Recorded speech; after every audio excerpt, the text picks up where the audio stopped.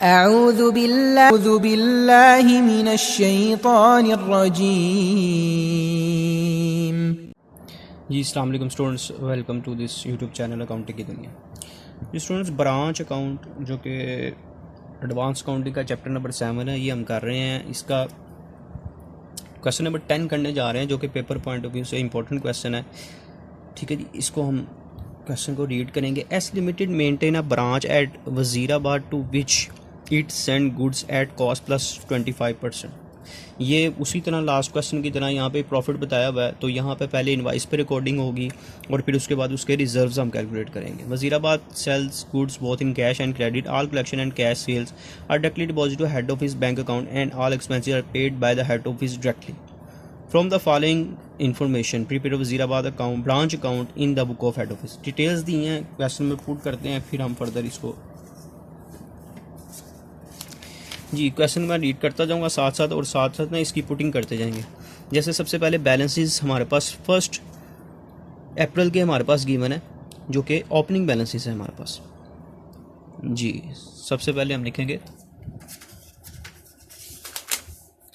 Branch stock है, add invoice. तो सबसे पहले हम लिखेंगे ये ओपनिंग स्टॉक है, इसकी डेट लिख देते हैं 1 अप्रैल 2009। ये है जी हमारे पास 30,000 का। उसके बाद ब्रांच डेटर्स भी गिवन है जी, डेटर्स हैं हमारे पास 40,000 के। इसके बाद है जी transaction during the year goods send to branch. अच्छा, गुड्स सेंड टू ब्रांच भी इसी साइड पे आता है।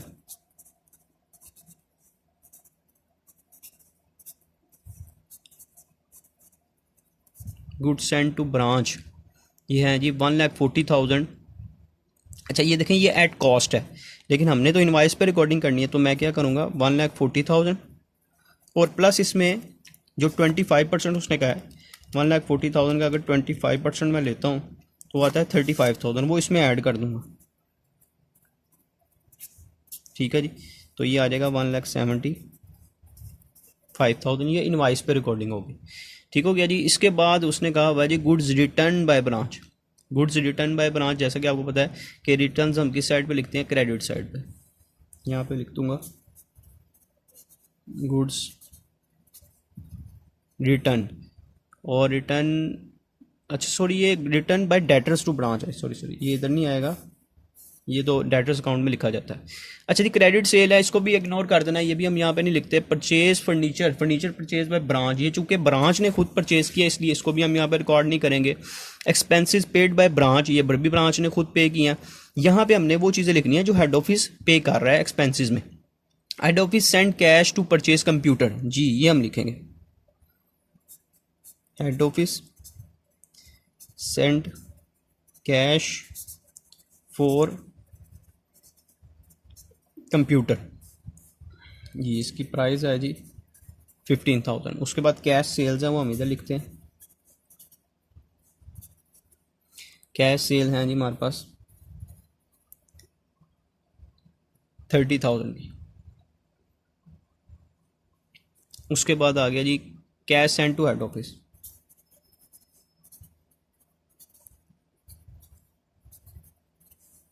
ये आ गया हमारे पास 1,20,000 से। उसके बाद ये बैड डेट्स एंड डिस्काउंट वगैरह है। अच्छा जी, इसके बाद लॉस है। जैसे लॉस का ट्रीटमेंट मैं पहले भी आपको बता चुका हूँ किस तरह होगा। यहाँ पे मैं अब नॉर्मल लॉस लिख दूंगा, लेकिन इसमें से रिकवर कुछ नहीं हुआ, अब नॉर्मल लॉस। ये है जी 8,000 का हमें लॉस हुआ है, ये आ गया हमारे पास 8,000। उसके बाद है expenses cheque send to by head office to branch, ये जी एक्सपेंसेस हैं जो कि हेड ऑफिस ने बियर किए हैं। इधर हेड बना देते हैं इसका, एक्सपेंसेस का कौन कौन से एक्सपेंसेस हैं जी, टोटल एक्सपेंसेस बताए हैं। यहाँ पे हम सिर्फ बैंक अकाउंट लिख देते हैं कि चेक सेंड किया कितने का जी 12,000 का। उसके बाद क्लोजिंग गिवन है हमारे पास, यहाँ पे मैं लिखता हूँ जी क्लोजिंग बैलेंसेस कौन कौन से हैं जी। सबसे पहले है डेटर्स के, उसके बाद बताया जी स्टॉक, उसके बाद बताया जी कंप्यूटर और उसके बाद है जी फर्नीचर। इनके बैलेंसेस लिख देते हैं। डेटर है हमारे पास 45,000 के, 40,000 के, और कंप्यूटर है हमारे पास 14,000 का, और फर्नीचर एंडिंग में है हमारे पास 9,500 का। ठीक है। अच्छा जी स्टूडेंट्स, एक यहाँ पे बड़ा इंपॉर्टेंट पॉइंट है कि इस क्वेश्चन में हमने यहाँ पे क्लोजिंग कैश भी निकालना है।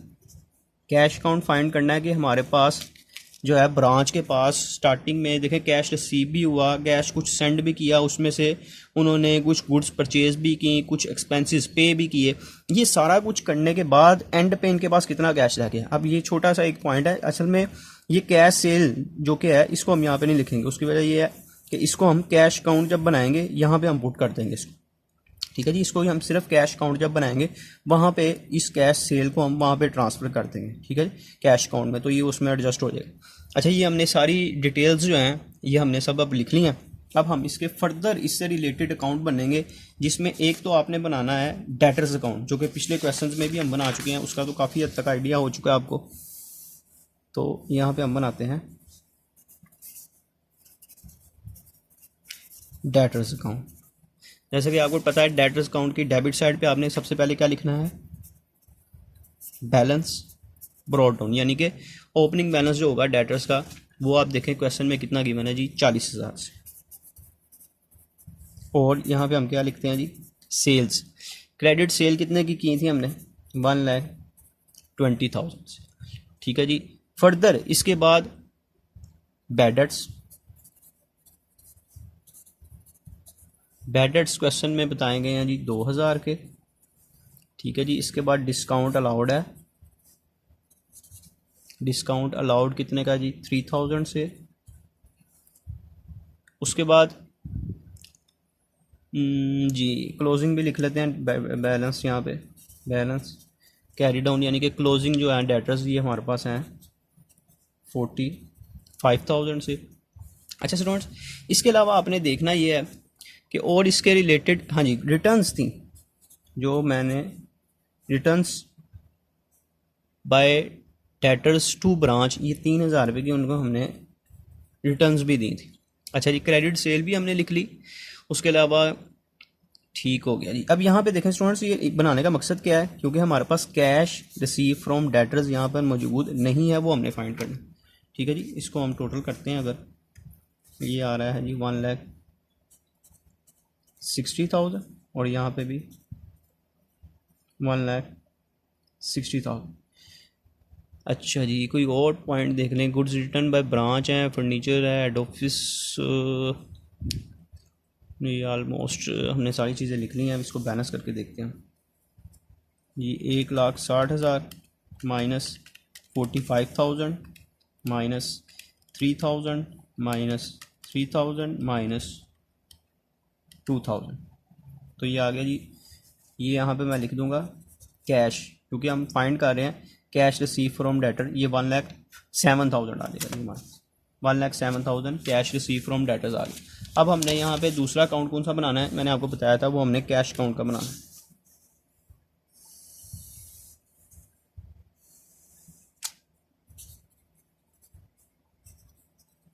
जी, कैश अकाउंट में क्या है स्टूडेंट्स, जो कैश आपने रिसीव किया है उसको आपने डेबिट साइड पे लिख देना है, और जो कैश आपने पे कर दिया उसको, जो आपसे जा रहा है ब्रांच से जा रहा है, उसको आपने क्रेडिट साइड पे लिख देना।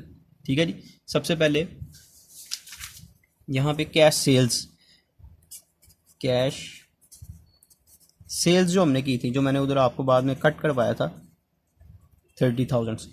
इसके अलावा कैश हमने जो ब्रांच को सेंड किया, कैश सॉरी हेड ऑफिस को सेंड किया, cash send to head office, वो कितने का किया था, 1,20,000 का। इसके अलावा एक्सपेंसेस देखें क्वेश्चन में बताए गए हैं, जो ब्रांच ने खुद बियर किए थे वो हमने वहाँ पे नहीं लिखे थे, उसको यहाँ पे लिखेंगे, क्योंकि हम बाद में ब्रांच को वो पे करते हैं।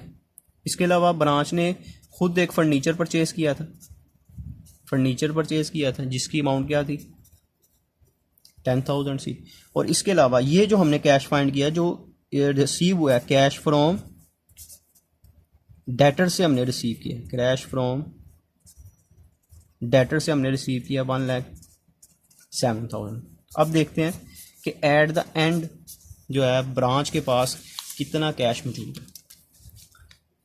प्लस 30,000, 1,30,000, 7,000, 1,30,000, 7,000 इसमें से माइनस करेंगे 1,20,000 माइनस 1,200 माइनस 10,000, तो ये बैलेंस हमारे पास आ गया जो ब्रांच के पास इस वक्त मौजूद है वो 5,800 का। अब इसको हमने पुट करना है अपने ब्रांच अकाउंट में कैश की जगह 5,800। ठीक हो गया जी। ये जी मेन दो अकाउंट्स। अब हमने वही काम करना है जो हम लास्ट क्वेश्चन में करते थे। वो क्या था कि जो जो चीज़ें हमने इनवाइस पे लिखी थी उसका रिजर्व कैलकुलेट करना है। जैसे सबसे पहले ओपनिंग स्टॉक है तो मैं इसका यहाँ पे रिजर्व लिखता हूँ, रिजर्व फॉर स्टॉक। अब इस क्वेश्चन में अगर आप देखें तो उसने कहा है 25% ही प्रॉफिट का है। इसमें इस क्वेश्चन में भी जो प्रॉफिट था वो उसने 25% ही का है, इसलिए यहाँ पे भी हम क्या कैलकुलेट करेंगे, रिजर्व हमारा कितने का है 30,000 का, मल्टीप्लाई बाय 25 डिवाइडेड बाय 125, ये हमारे पास इसका रिजर्व आ गया 6,000। अब आपने ये जो ब्रांच ने गुड्स सेंड की थी इसका रिजर्व लिखते हैं। इसका कोई मसला नहीं है, जिधर मर्जी आप लिख सकते हैं। रिजर्व फॉर गुड्स सेंड जो की, अच्छा ये 1,75,000 की थी, 1,75,500 मल्टीप्लाई बाय 25 डिवाइडेड बाय 125, तो इसका रिजर्व आता है 35,000। ठीक हो गया जी। अब हमारे पास कौन सी चीज़ रह गई जी, क्लोजिंग स्टॉक। इसका रिजर्व मैं इधर लिख देता हूँ,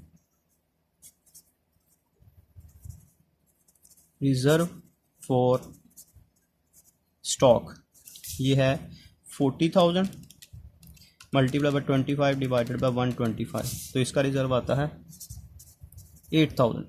अच्छा जी, एक पॉइंट यहाँ पे आपने देखे अब नॉर्मल लॉस, उसके साथ लिखा हुआ है कि ये इनवाइस प्राइस पे है। ये जो 8,000 है ये इनवाइस पे है, तो इसका भी रिजर्व लिखेंगे।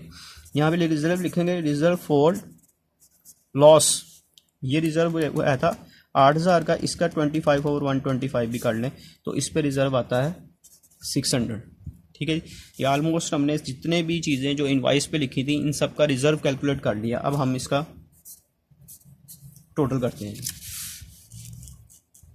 जी। सबसे पहले 1,20,000 plus 8,000 plus 6,000 plus 35,000 plus 45,000 plus 40,000 plus 14,000 plus 9,500 plus 5,800, तो ये आ गया जी 28,33,00। 28,33,00 इसमें से माइनस करेंगे 30,000 minus 40,000 minus 1,75,000 minus 15,000 minus 12,000 minus 8,000 minus 1,600, तो ये हमारे पास इसका आंसर आ गया जी।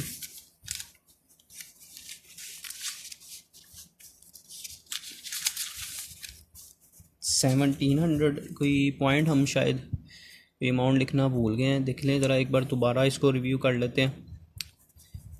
ब्रांच डेटर्स भी लिख लिए हैं, ट्रांजैक्शन भी लिख ली, गुड्स सेंड टू ब्रांच ये भी लिख लिया, रिटर्न्स भी हमने क्रेडिट साइड पे 10,000 की, नहीं रिटर्न्स नहीं लिखे, सॉरी रिटर्न्स हमने यहाँ पे नहीं लिखे, यहाँ पे हम लिखेंगे गुड्स रिटर्न 10,000 की। ये जो गुड्स थी 10,000 की ये ब्रांच ने हेड ऑफिस को वापस की थी। Goods return by branch at invoice. अच्छा स्टूडेंट्स, ये भी इनवाइस पे है तो इस पे भी आपको रिजर्व कैलकुलेट करना पड़ेगा, तो इस पे भी रिजर्व लिखेंगे, रिजर्व फॉर रिटर्न्स। तो आप 10,000 मल्टीप्लाई बाय 25 डिवाइडेड बाय 125 करेंगे तो इस पे रिजर्व आपका आता है 2,000। ठीक है जी। यहाँ पे एक 10,000 की अमाउंट एक्स्ट्रा लिखी है तो ये जो अमाउंट है इसी में हम प्लस कर देते हैं 10,000, तो ये आ जाएगा 2,93,300, 2,93,300। अब इसमें से हम ये वाली साइड दोबारा माइनस कर लेते हैं, 30,000 minus 40,000 minus 1,75,000 minus 15,000 minus 12,000 minus 8000 minus 1600 minus 2000 जी, ये हमारे पास आ गया